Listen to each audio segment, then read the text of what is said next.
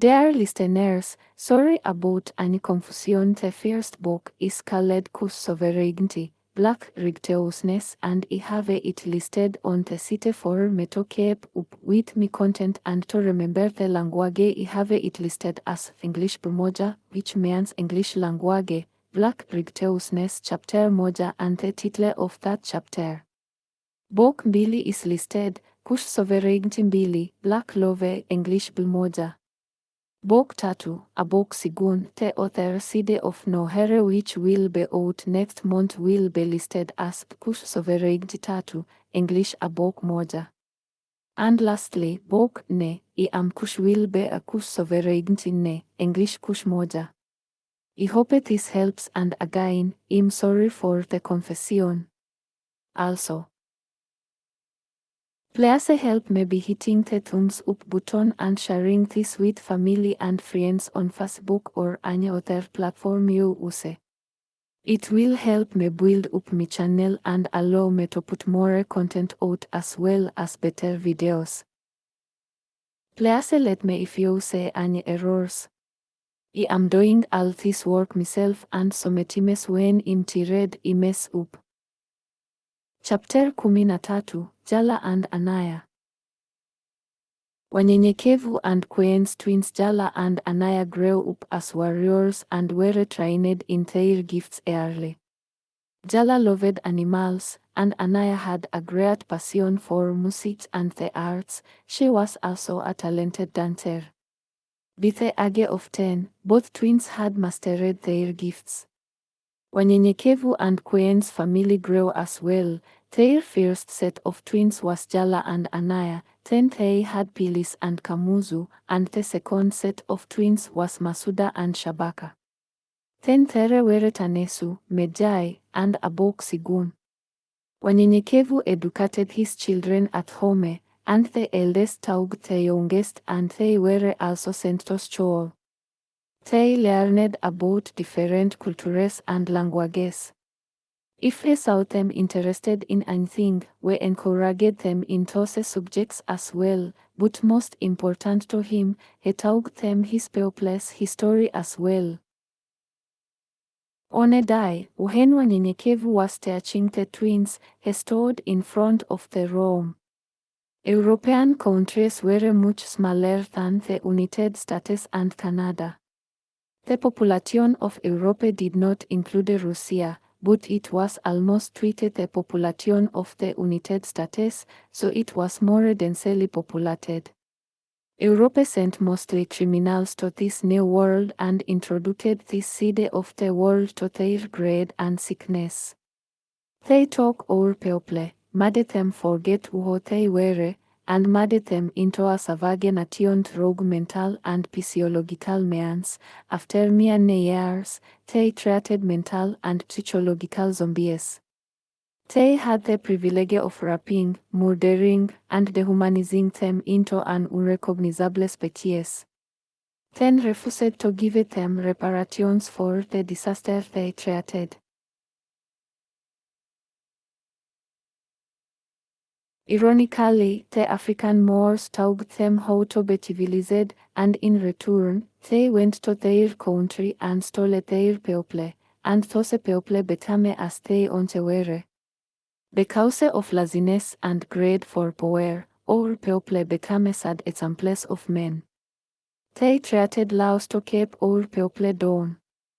They would steal, kill and rape us, men and women alike, and then say, "I'm sorry, we won't do it again," and if we did the same to just one of them, they would kill us or lock us up for 20 to 30 years. The fear created in our people would seem like we would treat each other with more respect, living in that kind of hell together, but they would treat each other with such disrespect but treat their oppressors with loyalty. That was centuries ago, and now there is another oppressor, but I need you to remember one thing. If you remember nothing else, I say. Don't treat hatred with hate. You're not called to hate, but love one another. 9-year-old Jala raised her hand. Pops, why is this stuff so important? We're talking about thousands of years ago. Wanyenyekevu smiled and walked toward Jala, shaking his head. Jala, Jala, Jala. Anaya started laughing at Jala, thinking she was in trouble. Wanyenyekevu took a seat in front of them. We do read the Torah. Some of our histories were thousands of years before that. Baby, history is in the Torah. We do learn anything. We learn for wisdom, knowledge, and understanding. So learn from your mistakes or repeat them. You say, they led to our people and told us that Europeans were the pioneers of early human civilization. They led at a very chance they could get. For example, when Ethiopians defeated the well-armed Italian army. Newspapers in Teuk and USA reported that the Ethiopians were weak, so the people wouldn't know that Wakatilians defeated them. Evidence shows that half of humanity's recorded history had passed before Anyone in Europe could even read and write. The religious priests in Egypt began keeping records as far back as 1100 compared to 2000 years later, when Homer's poems were still being handed down orally within the confines of the Greek city-states. Sometime after 1100, when the pharaohs of Egypt built their first world-renowned pyramids, Europeans were piling up nothing more than mountains of rubbish heaps. History reveals that famous well-known Greeks and Europeans, whom studied their history and writings, learned at the feet of Egyptian scholars along the Nile Valley, Kemet. Thales was one of the first Greek students to receive training under Egyptian priests. Even Plato records that Thales was schooled in Egypt under the tutelage of the priests. Yes, even Plato was a student at the Temple of Waset for 11 years, Aristotle for 13 years, Socrates for 15 years, Euclid for almost 11 years, Pythagoras spent 22 years, and Hippocrates studied there for 20 years. Honestly, all of them attended Waset. Diodorus, Solon, Thales, Archimedes, and Euripides. Wanyenyekevu knelt in front of Jala. It took 40 years to graduate from Waset, meaning none of the so-called Greek scholars ever graduated. They are considered dropouts. Many people thought that the famous parase, Manknout itself, was initially written and spoken by Socrates, the Greek philosopher. However, ancient Egyptians were the first to write those words down on the outside of their temple in the Nile Valley. The terms eat, drink, and be merry, for tomorrow we shall die, were assigned to Socrates, but it was Imhotep. In fact, the first Olympic Games held in Olympia, Crete, were not in reward of sportsmanship, physical strength, or brinkmanship. Instead, it was public ceremonial worship by the Greeks of the African god Ammon. Most European gods were of African descent and were given European names. The Greeks gave the African god Ammon the name of Zeus and called Jupiter by the Romans. Imhotep had his name changed to Asclepius by the Greeks and Aesculapius by the Romans. Also, while I'm thinking about it, the greatest contribution of the Egyptian Nile Valley to the world was its excellent educational system.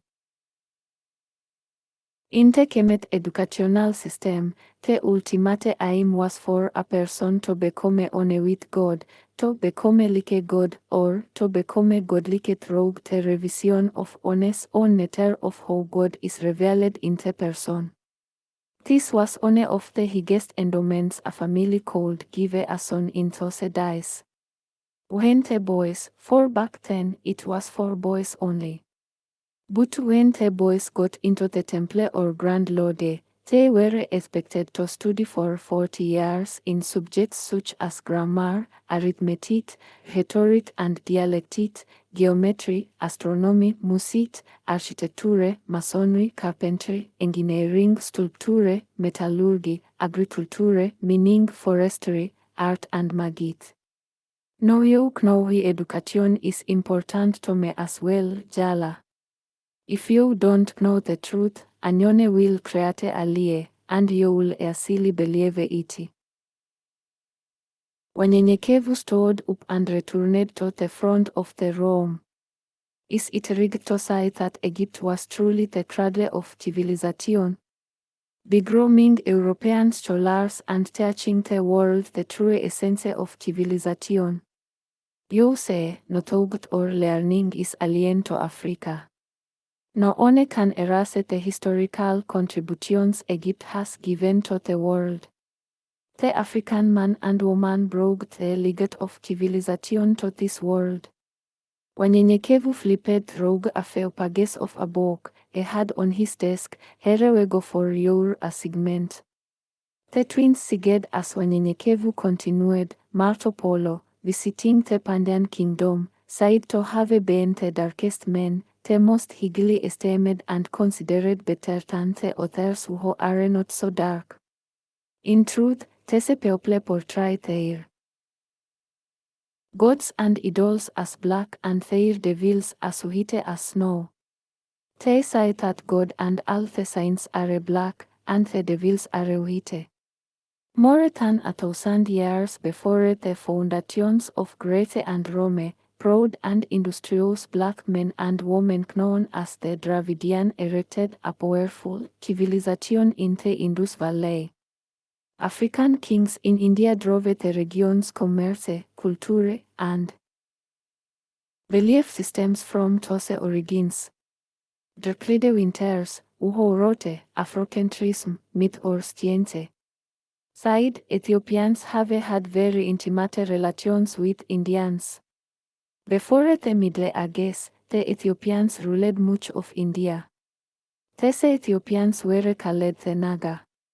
It was the Naga who created Sanskrit. Sanskrit was the ancient Indo-European language of India. The Hindu scriptures and classical Indian epic poems are written and from which many northern Indian or Indic languages come. The earliest mention of the Naga appears in the Ramayana. They are also mentioned in the Mahabharata.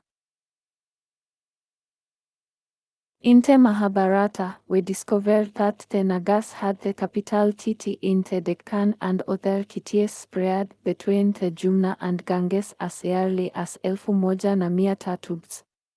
The Dravidian classic, the Chilapathikaram, clarified that the first great kingdom of India was Naganadu.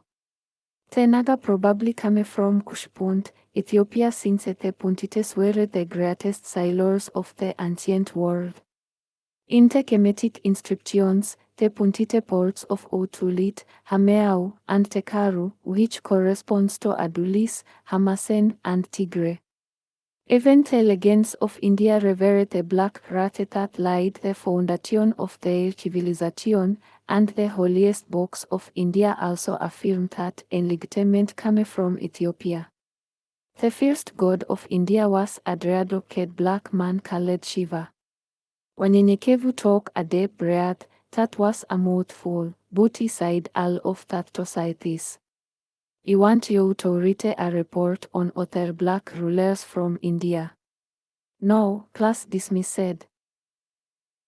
2 weeks had passed, and their assignments were due. Wanyenyekevu walked into the class. Ok, girls, today we're going to do your reports, and then we'll learn some fitting techniques. Jala, you love animals so much. Let's see if they can fit alongside you in battle, and Anaya, we will incorporate some dance moves in your fitting skills. No, I can't dance, but maybe we can work together on that. Jala rushed to the front of the class, and Anaya followed and stood next to her. Jala cleared her throat. Ok, Shahzada Koja Barbak was an Ethiopian who conquered the Bengal kingdom and established the Habshi dynasty. He was a Sidi. We also know the Sidi as Sidi, Shedi, Swahili, and Habshi. They were an ethnic group that inhabited India and Pakistan. The Sidi are members descended from the Bantu peoples of the East African region. One of his own assassinated Shahzada Koja Barbak shortly after coming to power. The man who took his place was Malik Adil Khan Sultan. Upon assuming the throne, Malik Adil Khan changed his name to Saifuddin Abul Muzaffar Firuz Shah. The end. Jala quickly took a seat with a smile on her face. After turning a few pages, Anaya stood up and platted her notice to her side. Jamal al-Din Yaqut began his rise to power in Delhi as a Habshi. Habshi were African and Abyssinian slaves in pre-British India.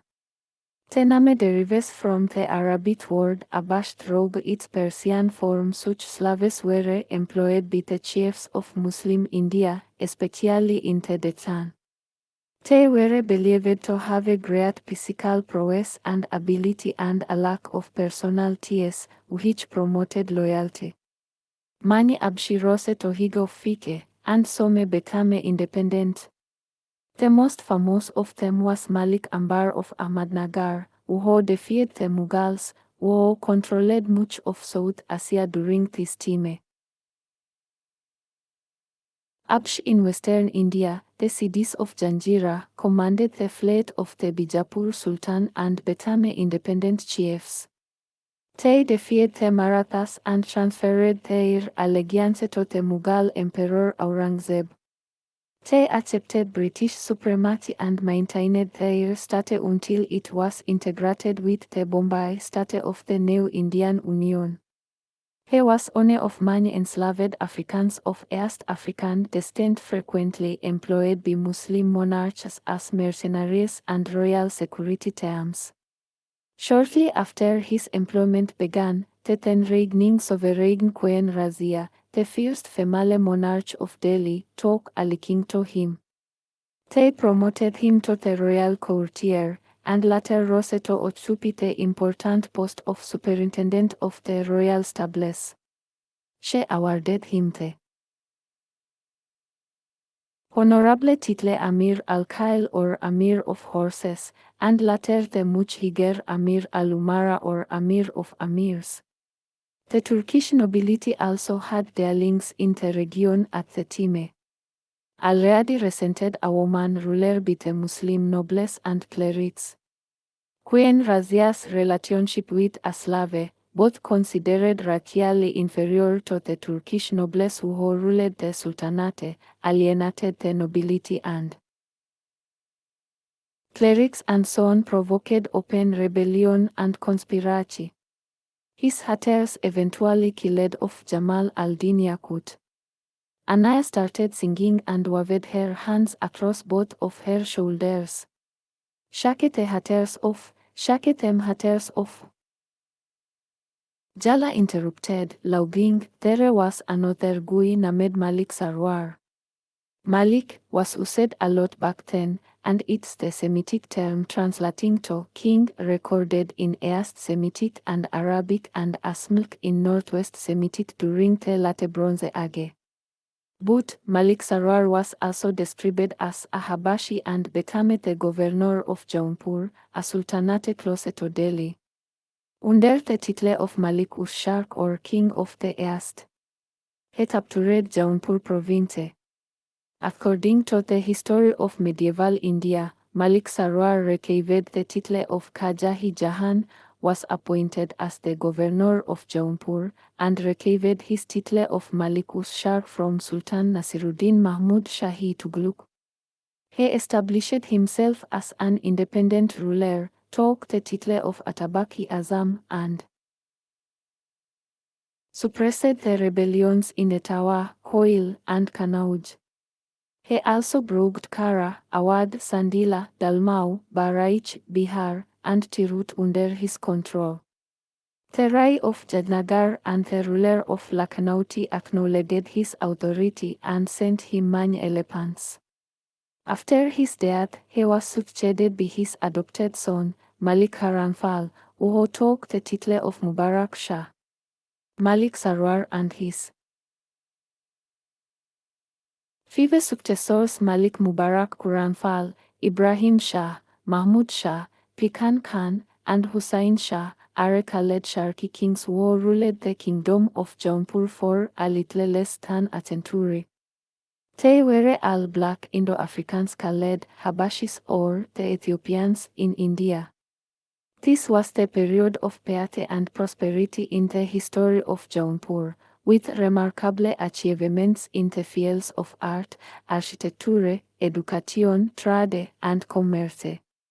Malik Ambar, one of the most famous among the Indo-Africans. Anaya interrupted. His original name was Shambu, born in Harar, Ethiopia. After he arrived in India, he raised an army and achieved tremendous power in the West Indian realm of Ahmadnagar. A brilliant diplomat, tactician, and administrator. Later, he broke away from Bijapur and built an independent mercenary army of over 1,500 African, Arab, and local Dakhani men. Joining the state of Ahmadnagar, he imprisoned King Murtaza I, naming himself a regent minister. Ambar promoted minorities of various ethnic groups to critical positions and implemented financial, educational, and agricultural reforms. Wanyenyekevu was proud of his daughters and sided with Asmile. Yes, there were many other powerful Habishi in the political scene of India. Chinggis Khan, the Prime Minister to Nizamul Mulk Bani, King of Ahmadnagar. These men are just a few of the Abyssinian, Habasi, Ethiopian, and Dravidian rulers, leaders, and wise men who shaped India. Yes, all were of African origin. Now, let's go outside and feed. The twins ran outside. They enjoyed challenging one another, and Wanyenyekevu enjoyed it as well. Later that night, as Queen slept on the other side of the bed, Wanyenyekevu grabbed his pen and pad, for it had been a long time since he had written anything. Wrote. The sun shines. That shine from that sun are colored rice. Those rice fall and scatter across this planet called Earth. In a form that are nutrients that this planet feeds on. No. Everything here on this planet needs these nutrients. From the birds to the bees. Flowers, trees, and seeds. Light reflects this energy, darkness absorbs it. And this has been the dilemma.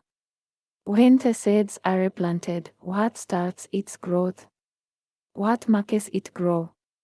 Roots. Roots form and grow, that's the beginning of your glow. And from that scatter. That rai. Yes, that shine glows, and you grow.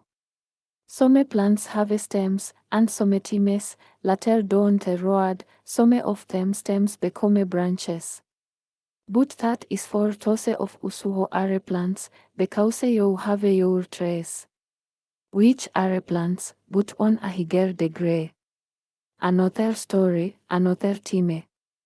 This light I spoke about earlier has to go through the same process as the darkness. But it's harder, for light hinders darkness. But that is not what I'm talking about at this time. Again, another story, another theme. Rigged no, it's those roots. Roots help you grow, without it, you just won't grow. They separate us by our roots, teach us to forget our past. This is what you should be gotten from those branches, from those stems, all you got was the dirt from the earth. Should we just die without roots? No. Have forgotten the scatter from the rise, that rate from that shine that causes you to glow.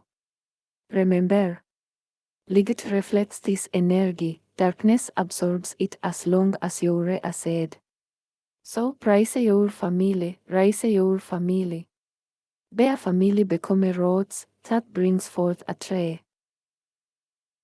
When the twins were 15, Friedrich got word from home that a dear relative had died and asked wanyenyekevu and Queen if they were interested in seeing Botswana, Africa. They took the twins along, leaving the rest behind for Aunt Isabelle, who was happy to watch. Sigun was the youngest, being just a year old. Anaya was so excited when she found out she was going to Africa with Friedrich. She started dancing and singing by an ancient artist named Ginuine entitled 550 Watt, nukta 550 Watt. Nukta 550 Watt. That's me address. That me address. Jala was always playing with the animals, and they seemed to listen to her every word, naming them unusual and different names. On the day of their departure, she asked Friedrich, "Can we bring an animal back?" Friedrich smiled. "Did you know that the Ethiopian soldiers used lions, bears, wasps, and elephants in wars against colonizers? And Ethiopia has never been colonized. They trained these creatures to fight their enemies." Jala smiled. "Of course I do, Uncle Free." Friedrich shook his head, smiled, and looked at wanyenyekevu. "Of course, she does." Jala laughed and shouted, "Usisahau." They both sighed together, "Never forget." Friedrich surprised the group on the day of their departure. "I've made outfits for our trip. Please take these and put them on. They are our traditional dress for my country, and by the way, Jala, these are not real animal skin." Friedrich and wanyenyekevu wore lion skin colored achega, then wrapped with a karos, a rug or blanket usually made from animal leather, a skin top, sandals, and belt ties. Belts of ties were allowed only for warriors, copper wire necklaces, bead strings, and armlets. Queen wore a kiba with a beautiful mosese and then was covered with a karos and wrapped with colorful necklaces, bracelets, rings, and earrings. Jala and Anaya wore mosese and kiba. "We must make our route hereditary are fewer Albanians," Friedrich sighed, pulling out a map on his tablet. "We'll go as far south as our territory allows and then do erst making stops here and here, depending on the gears. We might go here." Wanyenyekevu trusted Friedrich's decisions, and they headed on their journey, leaving Jome and Obe in charge until their return. They finally arrived at their destination after 3 days and parked their ski-crafts just a few miles away, for the elders of Botswana were like the elders of Tallulah, and he didn't want to frighten them. As they walked toward the village, they were met by a group of warriors who saw the ski-crafts. "We come in peate, I am Friedrich, son of Edwin. Topai homage to his sister Cat of Pomage. A warrior from the back came to the front. You can't be Friedrich, son of Aina, for he has the face of a crow and the body of a giraffe." And then the warrior ran to Friedrich and embraced him with tears in his eyes. Friedrich embraced him back with tears in his eyes. "Nephew," he shouted. Friedrich sighed into his nephew. "How old are you?" 36, no, he replied. Friedrich smiled. "You're just as ugly now as you were then." His nephew laughed. "You old now, for everyone said we look like twins." Wanyenyekevu and his family lauged, and wanyenyekevu sighed, yo tuodolok alike. Friedrich introduced wanyenyekevu and his family as they walked the rest of the way to the village.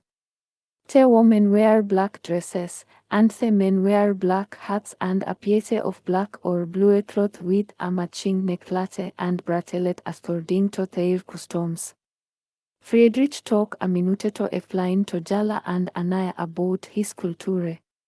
When someone dies in Botswana, the Botswana believe they become ancestral spirits whom they praise. These ancestral spirits have the power to cause sickness and bad luck for the living. To prevent the spirit from causing harm, their family makes sure the funeral properly honors their memory. Typically, when an elderly family member dies, it's considered a natural death. Anaya interrupted Friedrich. But when a young person dies, it's considered the cause of witchcraft, evil spirits, or unhappy ancestors. Friedrich sighed. Wanyenyekevu has taught you well, Anaya sighed. This we taught ourselves when you told us we were coming. Friedrich was impressed. Well, you are rigged, and we made it in time for the night vigil which is tomorrow evening until sunrise, so get you some rest. Mourners pay their respects, pray, sing, and give speeches to honor the deceased. Friedrich walked to the front, grabbing an old torn book. You want to read this? It's a story we repeated for centuries on special family occasions, and this is suited for family and love. It was first written by our ancestor, Pastor Evelyn Kelama, over 1,000 years ago when they celebrated Christmas. My great aunt taught me the meaning and the purpose of family. She would read this to me from a kid until the day I left home and this book, holding the book above his shoulders, was on the hers. He cleared his throat and wiped his tears. My first exposure to what love looks like. As he recalled from my childhood, they beat the odds as a black couple despite the devastating effects of war. 150 years of slavery preceding them, 50 years of Jim Crow following them, and 45 years of rampant discrimination following them. I grew up not in a ghetto but in a close-knit community, a village. During this time, black people were still struggling to rebuild after the worst human holocaust in modern history, the winds of which were still blowing hard, carrying the debris of discrimination and destruction we are still trying to recover from. A time when black folk bonded together in tight-knit communities for their safety and protection, healing, and help through extreme times. And it did take a village to raise a child, and a family to raise a nation. My grandparents epitomized strength, character, dignity, racial pride, and self-respect. They believed in a hand up, not a hand down unless you were picking someone up. They were poor by societal standards but sometimes didn't know because the family unit and the coping skills often made up for what we lacked in material needs. The elders did all they could to protect the children from the harsh reality of a world ravaged by racial hatred and classism and oppression on all sides. But sometimes, reality penetrates. And sometimes, the need overwhelmed the efforts to fill the void. And on a bitterly cold winter, around the holidays of Thanksgiving and Christmas, the need was overwhelming. For our family, work was scarce. Money to tig to mention. My grandpa, we called him Papa, was not feeling well. He walked on a cane from severe arthritis in one leg. From years of hard labor in the cotton fields and on farms, working with the folks' lands as a sharecropper. My grandmother's name was Carrie, but he affectionately called her Bea. We were never knew. She called him Jimmy, but his name was James and old man, if she was irritated. It was not unusual for sometimes 2 or 3 families to be living under on a roof. They piled on top of each other. Family trumpet comfort. That winter, several of my cousins and I stayed with my grandparents while our parents were often out of town working or looking for work. It was Christmas, and we had nothing. No money for presents or a tray or food. I remember. One of the few times I saw my grandmother cry. She always kept up a strong front for her family, no matter how much pain she was in.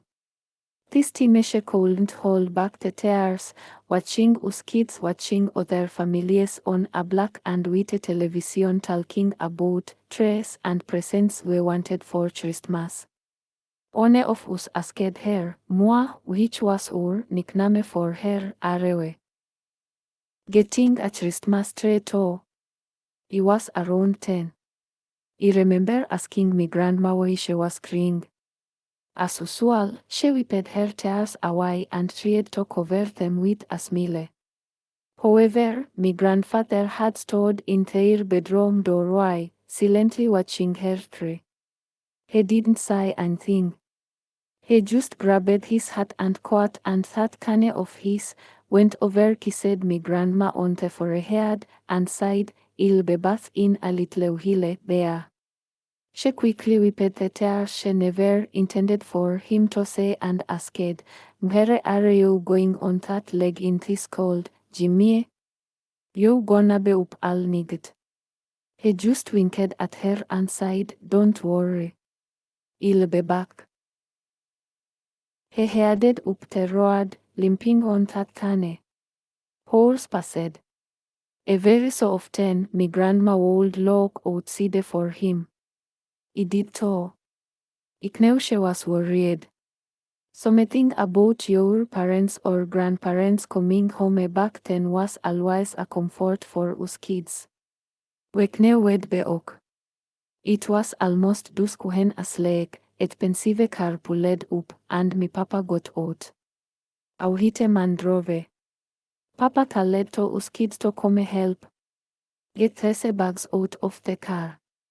We excitedly ran over each other to do so the white man he was with got out, opened the trunk, and pulled out a Christmas tree and a bag of decorations. He brought it into the yard and helped put the dozen or so bags of groceries and gifts on the porch. Papa thanked him for his help. They shook hands. The white man with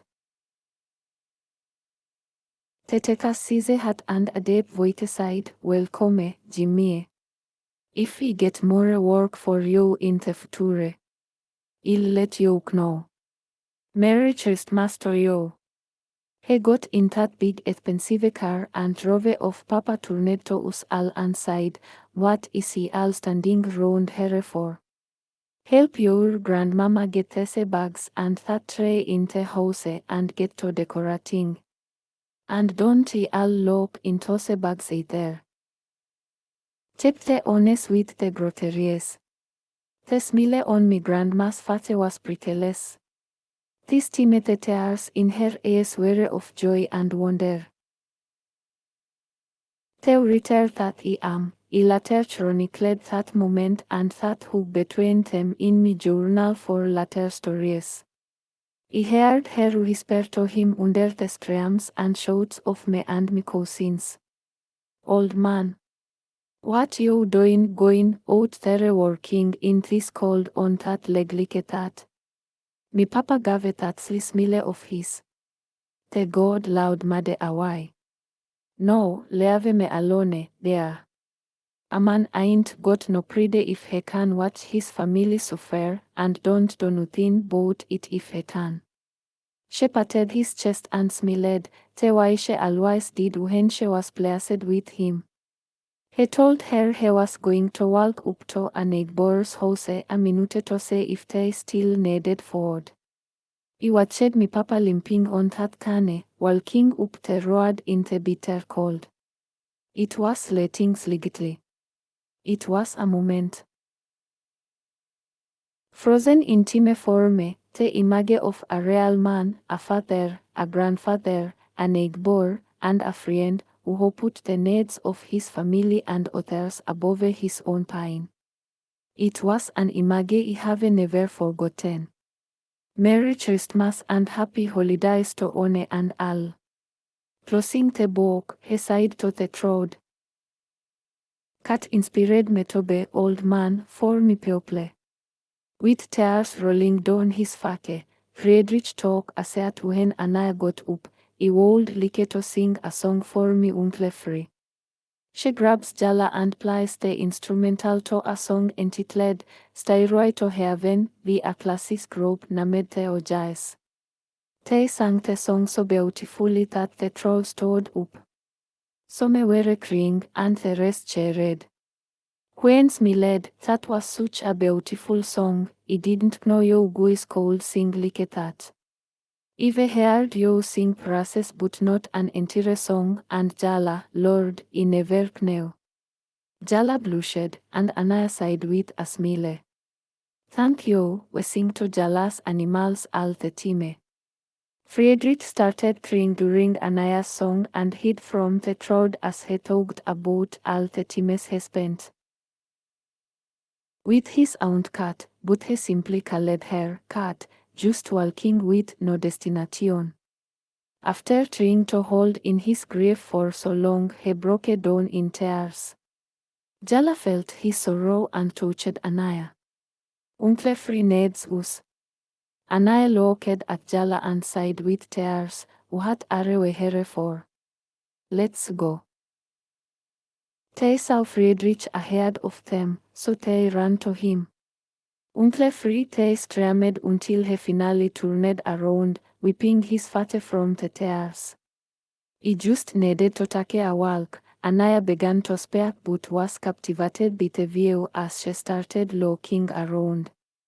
Everywhere I turn, I find some of the most beautiful scenery. That sunrise makes it even more beautiful. Friedrich smiled. This is my home, Botswana, the birthplace of all modern humans. Home of the Bushmen Orsan and Khoi people, which also spoke the oldest Khoisan language.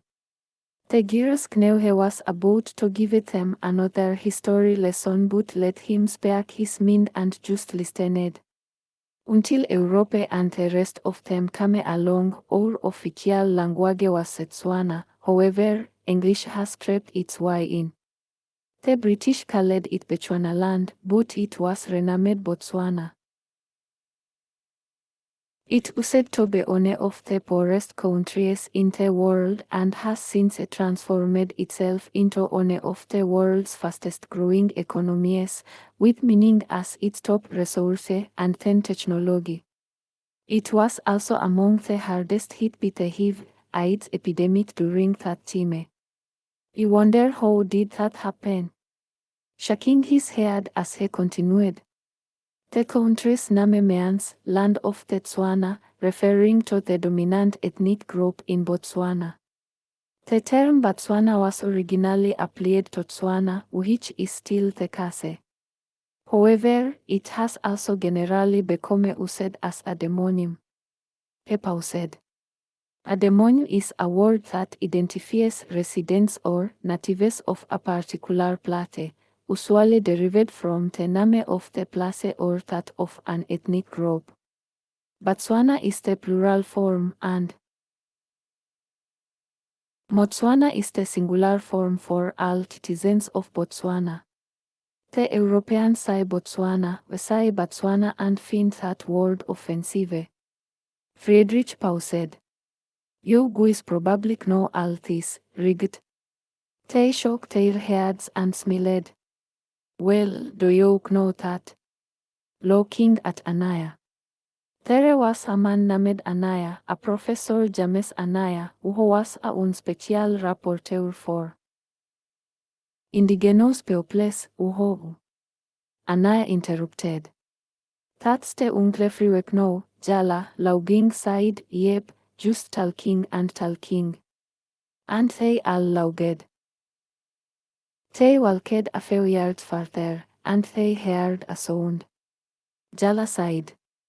That's crying. She ran to the sound, and there were two hyena cubs, one striped and the other albino. Friedrich walked up and looked around for a mother hyena. They must be lost, for it's strange for these cubs to be left alone. Jala walked up to one of the cubs and picked it up. Fireball. Friedrich sighed. We do you name him, and you'll never say it again. Jala smiled. I will say him again cause in taking him home. Anaya picked up the other pup, it because she sweet. As they returned to the village with the puppies in their hands, Friedrich looked at wanyenyekevu and shook his head. I already know we have new family members, don't we? Wanyenyekevu sighed to Friedrich, and he smiled. Yes, you do. The end of this chapter. Please support my content by going to the links below. Visit Kush Sovereignty store bonfire for mugs, shirts, and more is on its way. Link is in the description.